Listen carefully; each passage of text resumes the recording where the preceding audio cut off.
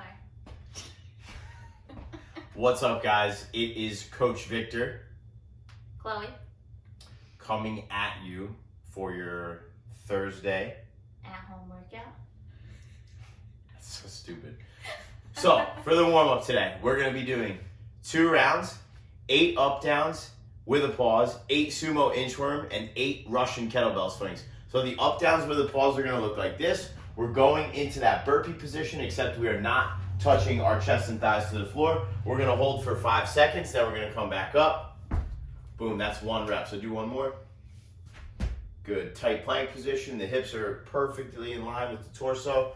And back up. Good. Then we're going to do 8 inchworms, sumo inchworms. I really like these. If you ever used to come to my class 10 years ago, we would be nice and wide, right? I used to love these for the squats. They warm up the groin and hips very nicely. Good. We're walking out to a plank position, then right back. You want to feel that stretch in the groin and hips as well.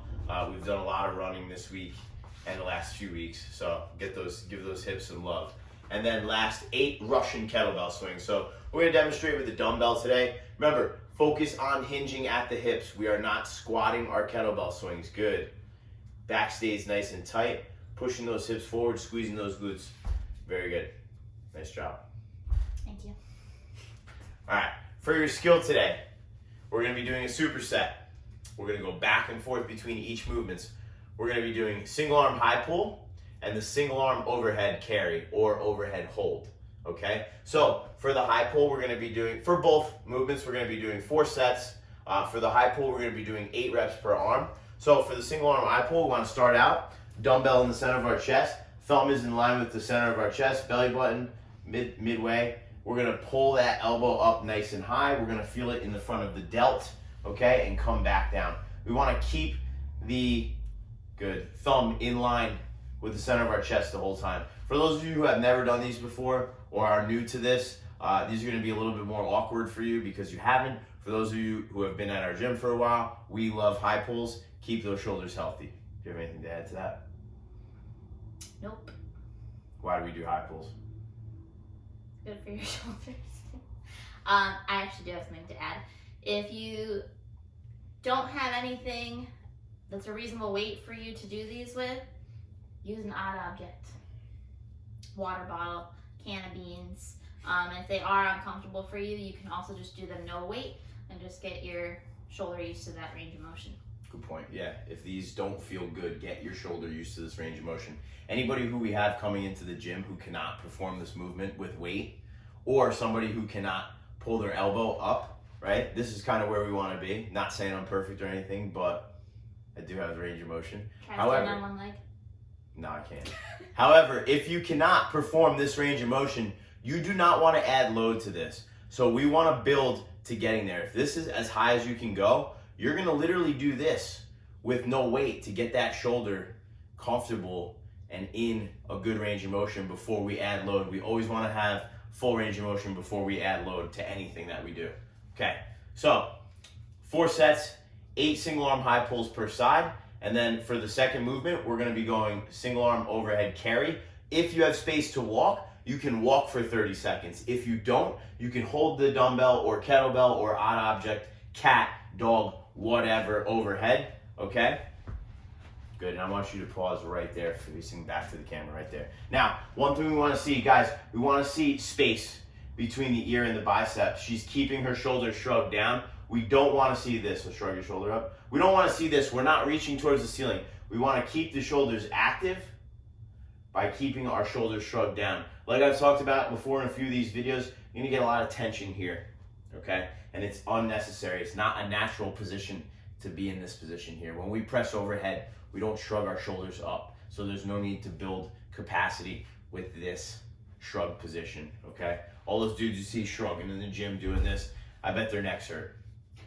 I don't know. If you can't find anything challenging in your house to do for weight, you can add a stability aspect to it. So maybe grab a plant that you don't want to tip over because soil's going to fall over your head. Pizza. Pizza. No, don't do Add that. something that gives you a little bit more work to keep it stable so that you're still challenging yourself. Cool. And again, we're going to be going back and forth. 8 single arm high pulls per arm, We're gonna rest a little bit, then we're gonna be doing 30-second overhead carry per arm times 4. We are keeping our shoulders healthy during COVID-19. Word up. Gonna get some Boulder shoulders. some boulder shoulders. Well, healthy shoulders too. Healthy boulder shoulders. Healthy boulder shoulders. All right, for your workout of the day, got a nice little core burner today. It's gonna be total for time, okay? So we are going to accumulate 3 minutes of holding in the hollow position. And what that looks like is this.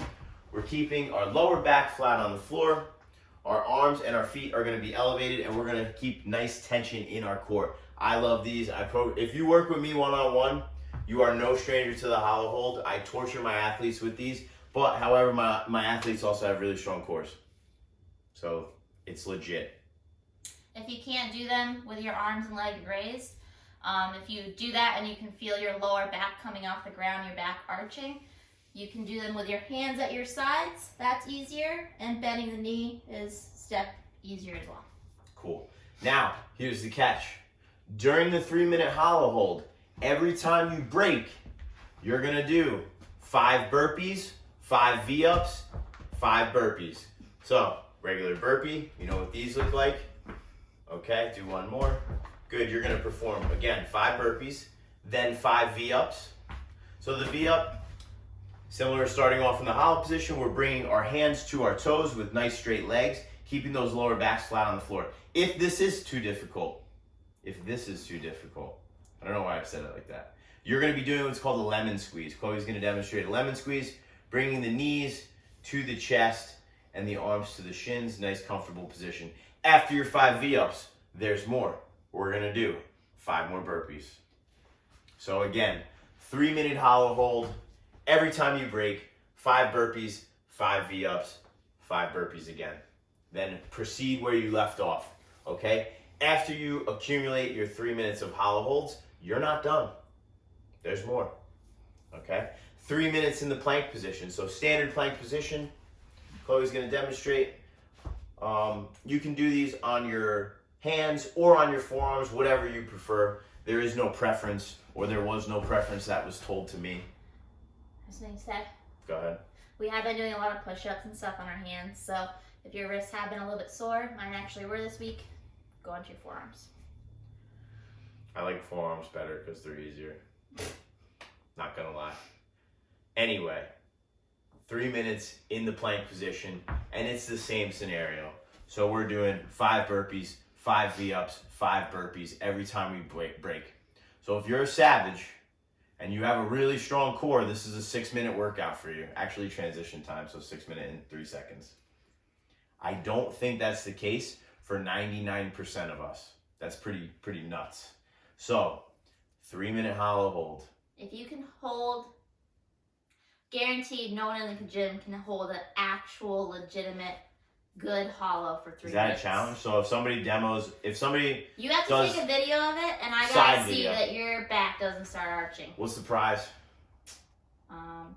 Get to see our beautiful faces every single day. We'll hook you up. We'll hook you up. We'll hook you up with something. If you can do a legit 3-minute hollow hold, I'll be very impressed, and we'll hook you up. But it has to be videoed, and we will watch all 3 minutes of that. Also, for those of you that this is a lot for, scale it back to 2 minutes. 2 minutes in the hollow. If you need to also do 2 minutes in the plank, you can do so. But I don't want you, taking 10,000 breaks and having to do a million burpees. It shouldn't How long would you say this workout should take, roughly? You should be able to hold the hollow for about 20 seconds at a time. Minimum. Minimum. Okay. Yeah. Cool. So we do a lot of hollows. Even for our regular general population, our classes at the gym, we do a ton of hollows. We've been doing a ton of hollow and plank stuff. So you guys should be knocking this one out. I'm looking forward to it. Not really. We're going to get those 6-packs ready for the summer. You know what I'm saying? Enjoy it, guys.